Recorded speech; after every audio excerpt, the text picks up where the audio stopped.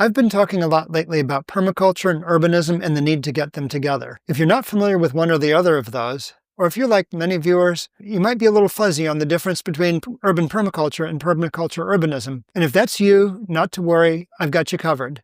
In today's episode, we'll look at how urban permaculture helps people, why this is not enough to heal the earth, and how cities can scale this up to permaculture urbanism, complete with examples. Welcome to Edenicity. Best practices for sustainably abundant cities. Okay, what is urban permaculture? Obviously, it's permaculture in the city, and many would say in the suburbs as well. Now, permaculture itself is an ecological design system to meet human needs, water, food, fiber, shelter, energy, and community, while healing rather than harming the earth. And just so you know, permaculture is not a small field. There's over 1 million certified permaculture designers globally, helping people make their farms and homes sustainable, as well as providing much-needed humanitarian aid. Now, because so much permaculture activity takes place in rural environments, it's fair to ask why we need urban permaculture. In this picture, there's a few telltale signs of urban permaculture: a micro-lending library, layered plantings that include many perennials instead of just a simple lawn. And although I don't know this for sure, I'll bet if you poke around on the property, you would discover a compost pile, a rain barrel, and maybe even a cargo bike.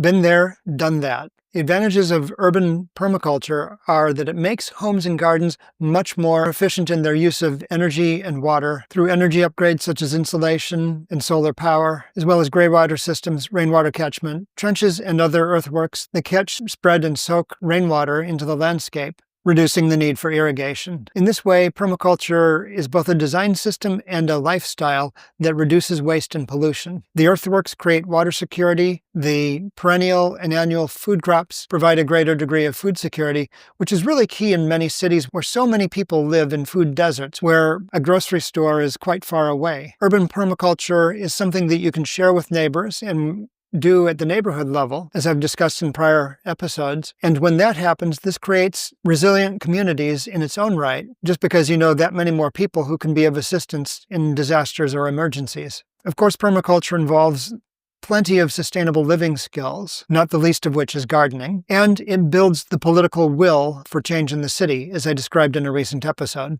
Every facet of permaculture urbanism is essential for sustainability, but cities and the planet need something more.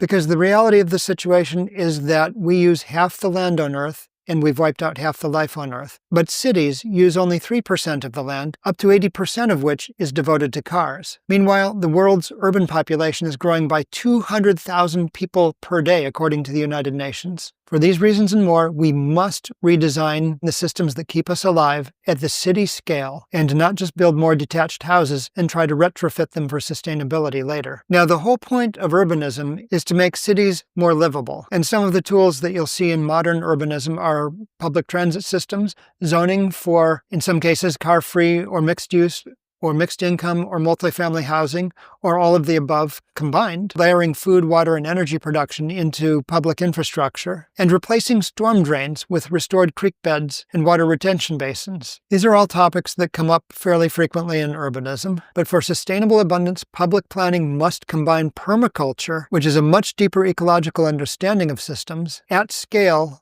with urbanism. Now, after some recent videos on permaculture and urbanism, I've had a few people recommend a couple of books to me, and it turns out I've actually had the first one, Toby Hemenway's The Permaculture City, for many years. As for permaculture co-founder David Holmgren's recent book, Retrosuburbia, I've looked through it enough to know that it shares two serious flaws with Toby Hemenway's The Permaculture City. You see, the problem is that both books are completely missing any discussion of public transit and make very few, albeit very brief, mentions of apartments or multifamily housing of any kind. This is a serious problem for sustainability because detached housing and car dependence are the primary contributors to sprawl, high energy consumption, high water consumption, and pollution. Now, to be fair, these aren't the only problems that permaculture is taking on. The primary ones are the dehydration of landscapes through such actions as draining wetlands and soil loss through mechanized chemical agriculture. But because permaculture is a comprehensive system for global environmental restoration through personal action, I'm not letting it off the hook. Urban permaculture, as discussed in these books and as practiced by myself at times and many people that I've worked with over the years, is still firmly in the matrix of car-dependent sprawl, and cities need to do better. How do they do that?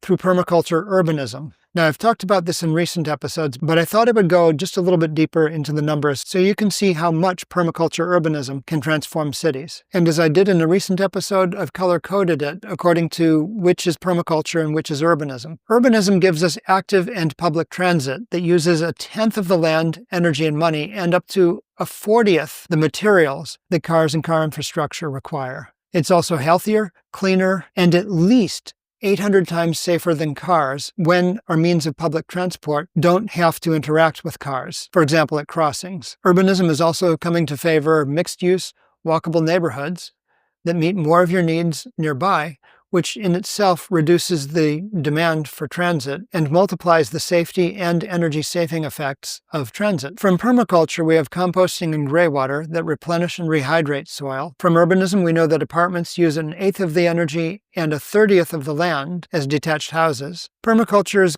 green roofs, climate-appropriate design and materials, and super insulation have the potential to multiply the energy efficiency of apartments by another factor of up to 4. An urbanist study of world cities throughout history reveals that mixed-income housing creates a more stable society. The ancients knew that. I'll cover that in an upcoming episode. And finally, from permaculture, layered living landscapes provide food and protect against heat, wind, fires, floods, and droughts. Now, for sure, these could be done separately with planners doing everything in yellow and permaculturists doing all the rest. But I think much more exciting possibilities await if we combine these at scale. And of course, doing so requires a great deal of expertise and not just private action whenever it's convenient. Now, that said, we still live in a time when permaculture and urbanism are two very distinct fields. And as I explained in a recent episode, building the political will to merge the fields and do permaculture at city scales starts with households and neighborhoods learning permaculture and beginning to apply it in their immediate environment. This does two things. It gives us more experience with the culture of permaculture, and it also builds up the number of people who have all of the detailed skills that are necessary to do things like create large-scale layered living landscapes. Now, these can be done separately, but I think it will be much better for cities to bring them together in a coherent whole. And doing so will require expertise at scale and not just private action. However, as I explained in this episode, it is up to the urban permaculturists to create and grow the political will to infuse permaculture into urbanism. Now, if you're curious how all these elements might fit together in at least a conceptual design, go ahead and download the Hedonistic Land Use Concept from the link I've provided in the description. While you're there, if you happen to see the subscribe button, be sure to tap that so that you don't miss more. And thanks so much, as always, to the wonderful patrons for supporting this work. Take care, stay green, see you next time.